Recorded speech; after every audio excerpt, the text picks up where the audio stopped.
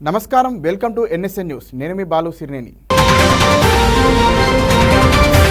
రుణమాఫీపై BRS BJP అనేక doubts వ్యక్తం చేస్తోంది రైతులకు అన్యాయం చేశారంటూ విమర్శల దాడి చేస్తోంది ఈ నేపథ్యంలో మంత్రి తుమ్మల నాగేశ్వరరావు లెక్కలతో కూడిన ప్రకటన విడుదల చేశారు రాష్ట్రంలోని ప్రతిపక్ష నేతలు గత 4 రోజుల నుండి విన్యాసాలు చేస్తున్నారన్నారు మంత్రి తుమ్మల సోషల్ మీడియా సాక్షిగా రైతాంగాన్ని అసత్య ప్రచారాలతో ఆందోళనకు గురి చేస్తున్నారని మండిపడ్డారాయన కాంగ్రెస్ ప్రభుత్వం మాటకు కట్టుబడి అమలు చేస్తున్న పథకాలతో ప్రజల్లో పార్టీ పట్ల పెరుగుతున్న నమ్మకం చూసి తమ రాజకీయ మనుగడ కాపాడుకునేందుకు బీఆర్ఎస్ బీజేపీలు పడుతున్న పాటలు చూస్తుంటే జాలిస్తుందని ఎద్దేవా చేశారు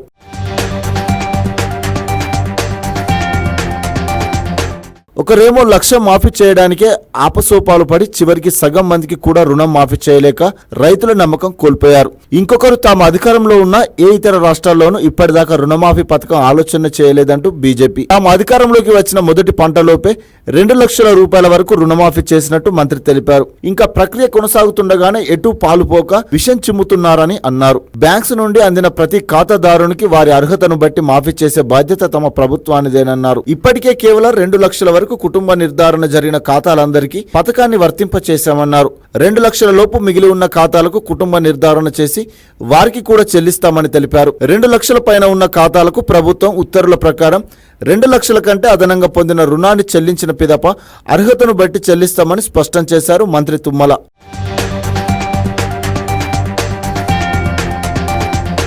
బీఆర్ఎస్ పై కేంద్ర మంత్రి బండి సంజయ్ మరోసారి తీవ్ర స్థాయిలో విరుచుకుపడ్డారు త్వరలోనే బీఆర్ఎస్ కాంగ్రెస్ పార్టీలో విలీనం కాబోతుందని ఆయన జోస్యం చెప్పారు విలీనానికి సంబంధించి పక్కా ప్లాన్ రెడీ అయిందన్నారు కేంద్ర హోం సహాయ శాఖ మంత్రి బండి సంజయ్ తన సంచలన వ్యాఖ్యలతో వార్తల్లో నిలిచారు బీఆర్ఎస్ కాంగ్రెస్ లో విలీనం అవుతాదని జోస్యం చెప్పిన బండి కొంతమంది బీఆర్ఎస్ ఎమ్మెల్యేలు ఇప్పటికే కాంగ్రెస్ లో చేరారన్నారు కేసీఆర్ కూడా కాంగ్రెస్ పార్టీలో చేరబోతున్నారని అన్నారు బీఆర్ఎస్ త్వరలో బీజేపీలో విలీనం అవుతుందంటూ కాంగ్రెస్ నేతలు చేస్తున్న వ్యాఖ్యలను ఆయన కొట్టిపారేశారు ఏమి లేని బీఆర్ఎస్ ను మేమెందుకు కలుపుకుంటామని ప్రశ్నించిన ఆయన ఆ పార్టీని బీజేపీలో విలీనం చేసినా ఎలాంటి ప్రయోజనం లేదన్నారు కుటుంబ పార్టీలకు బీజేపీ దూరమని చెప్పారు బండి గతంలో సీఎల్పీ బీఆర్ఎస్ లో విలీనమైందని గుర్తు చేసిన బండి సంజయ్ ఇప్పుడు కాంగ్రెస్ లో బీఆర్ఎస్ విలీనానికి రేవంత్ ప్లాన్ చేశారని అన్నారు 6 గ్యారంటీలను పక్కదోవ పట్టించడానికి కాంగ్రెస్ నేతలు విలీన ప్రచారం చేస్తున్నారని అన్నారు రుణమాఫీపై రైతులు ఆందోళనతో ఉన్నారని వారి పక్షాన బీజేపీ కొట్లాడుతుందని స్పష్టం చేశారు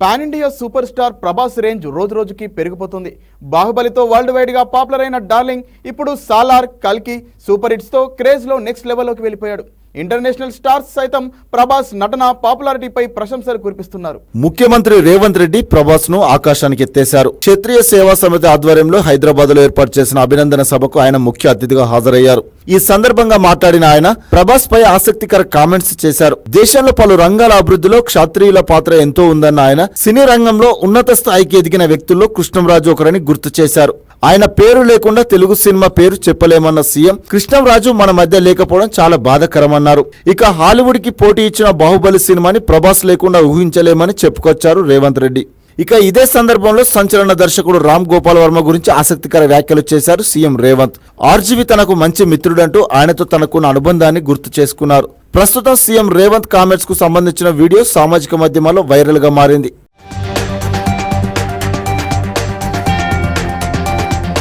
ఏపీ సీఎం చంద్రబాబు ఢిల్లీ పర్యటన ముగిసింది ఏపీకి నిధుల విడుదల లక్ష్యంగా సీఎం చంద్రబాబు 2 రోజులు ఢిల్లీలో పర్యటించారు ఇవాళ తిరుపతి శ్రీ సిటీలో ముఖ్యమంత్రి పర్యటించనున్నారు ఏపీ సీఎం చంద్రబాబు తిరుపతిలో పర్యటించనున్నారు శ్రీ సిటీలోని పలు ప్రాజెక్టులకు శంకుస్థాపన ప్రారంభోత్సవాలు చేయనున్నారు శ్రీ సిటీలో 15 సంస్థల కార్యకలాపాలు ప్రారంభించనున్న సీఎం 7 సంస్థలకు శంకుస్థాపన చేయనున్నారు అనంతరం CM Chandrababu Sri City business centre లో పలు కంపెనీల సీఈఓలతో సమావేశం కానున్నారు ఈ క్రమంలోనే ఉమ్మడి నెల్లూరు జిల్లాలోనూ పర్యటించనున్నారు ఇక్కడి సోమశీల ప్రాజెక్టును సందర్శించి వరదలకు దెబ్బతిన్న కట్ట పనులను సీఎం చంద్రబాబు పరిశీలించనున్నారు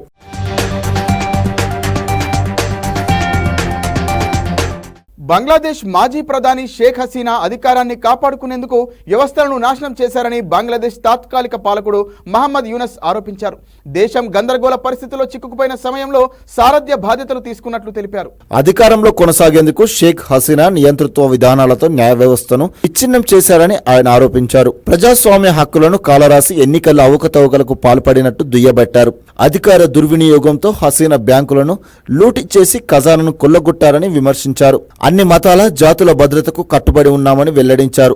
ఎన్నికల సంఘం, న్యాయ వ్యవస్థ, పాలన విభాగం, రక్షణ రంగం, మీడియాలో సంస్కరణలు అవసరమని పేర్కొన్నారు. సంస్కరణలు పూర్తి చేసిన వెంటనే స్వేచ్ఛాయుతంగా, నిష్పాక్షపాతంగా ఎన్నికలు నిర్వహిస్తామని యూనస్ తెలిపారు. త్వరలోనే బంగ్లాదేశ్ సాధారణ స్థితికి చేరుకుంటుందని విశ్వాసం వ్యక్తం చేశారు. బంగ్లాదేశ్ పునర్నిర్మాణానికి అంతర్జాతీయ సమాజం అండగా నిలవాలని విజ్ఞప్తి చేశారు.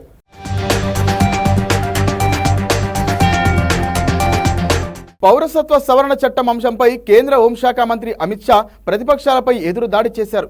ఇండియా కూటమి బుజ్జగింపు రాజకీయాల కారణంగా దేశ పౌరసత్వం కోసం ఎదురు చూసిన హిందూ, బౌద్ధ, సిక్కు, జైన శరణార్థులకు న్యాయం జరగలేదని ఆరోపించారు. పాకిస్తాన్, బంగ్లాదేశ్, ఆఫ్ఘనిస్తాన్ నుంచి వచ్చిన 188 మంది శరణార్థులకు సిఏఏ ద్వారా పౌరసత్వ దస్త్రాలను అహ్మదాబాద్లో పంపిణీ చేశారు. 1947లో దేశ విభజన మతం ఆధారంగా జరిగిందని, ఆ సమయంలో పెద్ద ఎత్తున అల్లర్లు చెలరేగినట్లు చెప్పారు. పాకిస్తాన్, బంగ్లాదేశ్, ఆఫ్ఘనిస్తాన్లో నివసించే కోట్లాది మంది హిందువులు, బౌద్ధులు, సిక్కులు, జైనులపై దాడులు జరిగినట్లు తెలిపారు.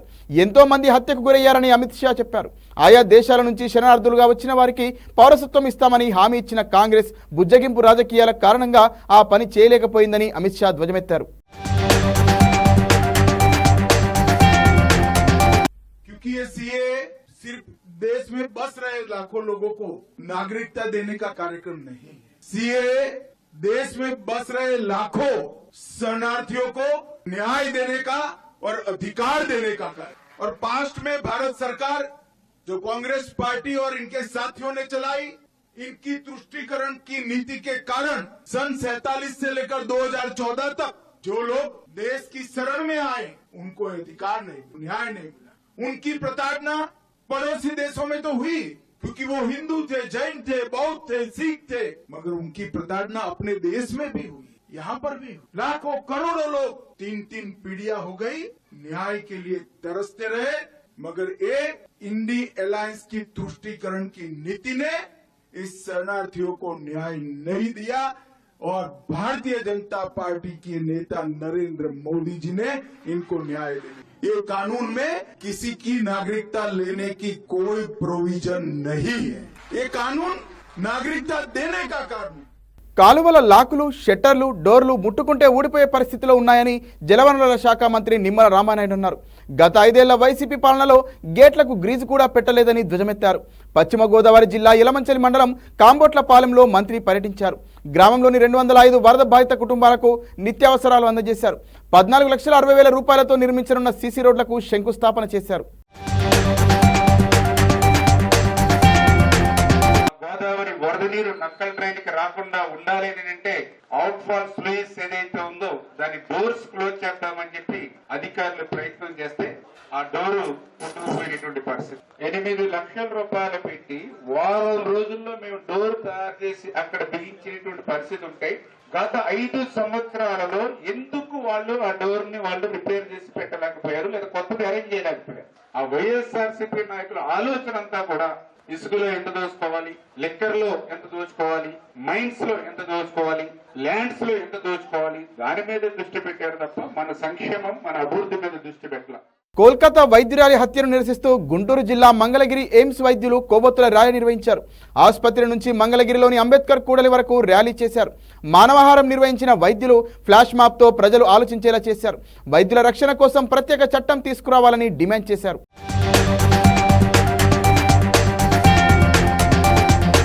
గుంటూరు జిల్లా పెదనండిపాడు ఆర్ట్స్ అండ్ సైన్స్ కళాశాలలో బసవతారకం క్యాన్సర్ ఆసుపత్రి ఆధ్వర్యంలో వైద్య శిబిరం ఏర్పాటు చేశారు. పారిశ్రామికవేత్త దాసరి శేషగిరిరావు ఈ శిబిరాన్ని ప్రారంభించారు. స్థానికులు పెద్ద ఎత్తున తరలివచ్చి పరీక్షలు చేయించుకున్నారు. క్యాన్సర్ పరీక్షలు చాలా ఖర్చుతో కూడుకున్నవన్న స్థానికులు జస్టిస్ లావు నాగేశ్వరరావు బసవతారకం ఆసుపత్రి ఆధ్వర్యంలో శిబిరం ఏర్పాటు చేసి పరీక్షలు చేయడం అభినందనీయమన్నారు. క్యాన్సర్ను తొలి దశలోనే గుర్తిస్తే పూర్తిగా నయం చేసే అవకాశం ఉంటుందని వైద్యులు తెలిపారు.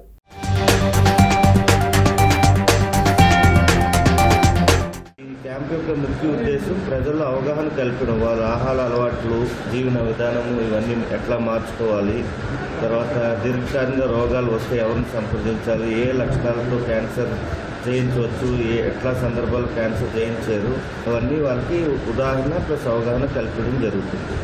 తర్వాత ఈ క్యాంపులో వచ్చేసి ఇప్పటివరకు సుమారుగా మేము 1500 క్యాంపులు చేసినాము. ఆల్మోస్ట్ ఆంధ్ర, తెలంగాణ, ఇంకా అబ్రాడ్. దానిలో చాలామందికి క్యాన్సర్ మొదటి దశలో నిర్ధారించుకుని మేము తగిన సూచనలు సలహాలు ఇవ్వడం వల్ల వాళ్ళు కొంచెం ఎర్లీగా దానికి వైద్యం స్టార్ట్ చేశారు. అండ్ ఇప్పుడు కూడా నార్మల్గా బతుకుతున్నారు చాలామంది. హైదరాబాద్లో సెటిల్ అయ్యి మరి 4-5 రోజుల ముందు నుంచే వచ్చి ఏర్పాట్లన్నీ చూసుకోవటం చేయటం ఇది చాలా కష్టసాధ్యమైన పని అయినప్పటికీ వాళ్ళు చేస్తున్నందుకు వాళ్ళకి కృతజ్ఞతలు ధన్యవాదాలు చెప్తూ మరి వారికి సహకరిస్తున్నటువంటి వారి మిత్రులందరికీ కూడా మరొకసారి కృతజ్ఞతలు చెప్తూ ఈ కార్యక్రమం ఇప్పుడు ప్రజల్లో చాలా అవేర్నెస్ వచ్చింది. లాస్ట్ టైం జరిగినప్పుడు నేను చూశాను, బయటికి రావడానికి చాలా మంది భయపడ్డారు. ఇది రొటీన్ లో అన్ని జబ్బుల్లో ఇది ఒకటి, భయపడాల్సిన అవసరం లేదు. కానీ ఇప్పుడు చాలా మందిలో అవేర్నెస్ వచ్చింది.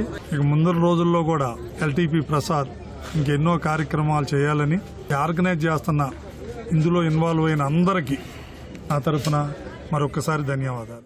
నెల్లూరులో మనీ స్కామ్ బయటపడింది. పొదలకూరు రోడ్డులోని విశ్వనాథ్ చారిటబుల్ ట్రస్ట్ ఏజెంట్లను నియమించి అమాయక ప్రజల నుంచి భారీగా నగదు వసూలు చేసింది. 500 కడితే 7 లక్షలు, 6,000 కడితే 18 లక్షలు ఇస్తామని నమ్మబలికి భారీగా నగదు వసూలు చేసింది. జిల్లాలో 10,000 మందికి పైగా ట్రస్టుకు నగదు చెల్లించారు. నగదు ఎప్పుడు ఇస్తారని డబ్బు చెల్లించిన వారు నిలదీయడంతో విషయం వెలుగు చూసింది. నిర్వాహకులు సమాధానం దాటవేస్తుండటంతో బాధితులంతా ట్రస్టు కార్యాలయానికి చేరుకొని ఆందోళన చేశారు. చెన్నై కేంద్రంగా ట్రస్ట్ నిర్వహిస్తున్నట్లు బాధితులు తెలిపారు. కర్నూలు జిల్లా హొసూరులో ఈ నెల 14న జరిగిన టీడీపీ నేత వాకిటి శ్రీనివాసుల హత్య కేసును పోలీసులు ఛేదించారు. అసూయే హత్యకు కారణమని తేల్చారు. తెలుగుదేశం పార్టీలోనే ఉండే మరో నేత శ్రీనివాసుల ఎదుగుదలను ఓర్చుకోలేక అంతమొందించినట్లు పోలీసులు తెలిపారు. ప్రధాన నిందితుడు విశ్రాంత జవాన్ నరసింహులు హత్యకు పథకం రచించారు. వడ్డే నరసింహులకు 10 లక్షలు బేరం మాట్లాడుకొని హత్య చేయించినట్లు పోలీసులు తెలిపారు.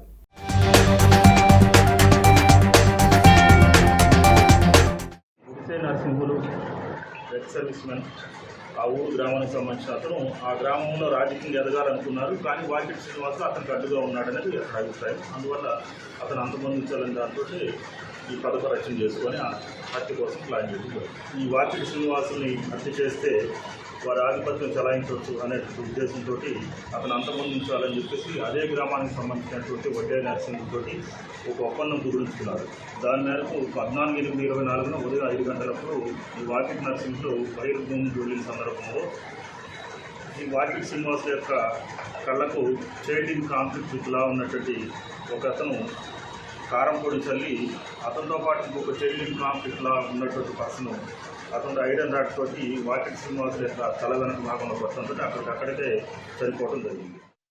దక్షిణ చైనాలోని గ్వాంగ్సీ జువాంగ్ అటానమస్ రీజియన్లో రివర్ లాంతర్ సాంగ్ ఫెస్టివల్ ఆకట్టుకుంది. పూర్వీకుల జ్ఞాపకార్థం వారికి శాంతి ఆనందం కలగాలని ప్రార్థిస్తూ ఈ వేడుకను ప్రతి ఏటా నిర్వహిస్తారు. వేలాదిగా తరలివచ్చిన ప్రజలు తమ పూర్వీకులను తలుచుకుంటూ నదిలో వివిధ రకాల దీపాలను వెలిగించి వదిలారు. నది మధ్యలో చైనా జానపద గేయాలకు కళాకారులు లయబద్ధంగా వేసిన స్టెప్లు కనువిందు చేశాయి. పండుగలో బాణసంచా ప్రత్యేక ఆకర్షణగా నిలిచింది. ఈ ఏడాది పండుగ అంగరంగ వైభవంగా జరిగినట్లు నిర్వాహకులు తెలిపారు.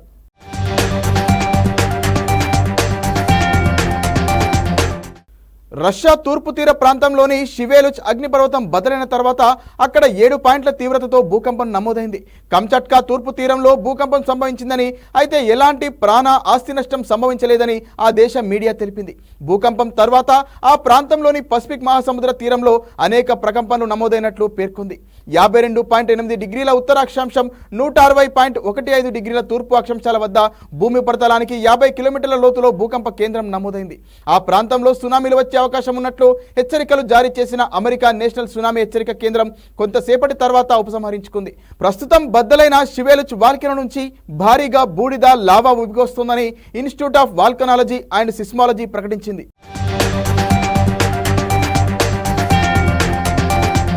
జార్ఖండ్ మాజీ ముఖ్యమంత్రి జేఎంఎం నేత చంపాయ్ సోరెన్ కొంతమంది ఎమ్మెల్యేలతో కలిసి బీజేపీలో చేరున్నట్లు తెలుస్తోంది.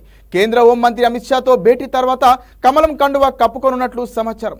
త్వరలో జార్ఖండ్ శాసనసభ ఎన్నికలు జరగనున్న తరుణంలో బీజేపీతో చేతులు కలుపుతారనే ప్రచారం జోరందుకుంది.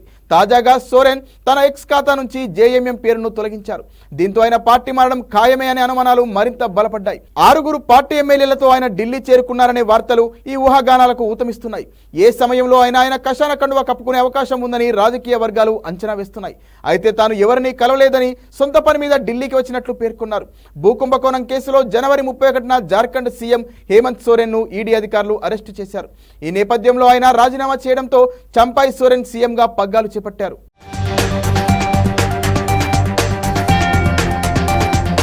మరిన్ని వార్తలతో మళ్ళీ కలుద్దాం. నమస్కారం.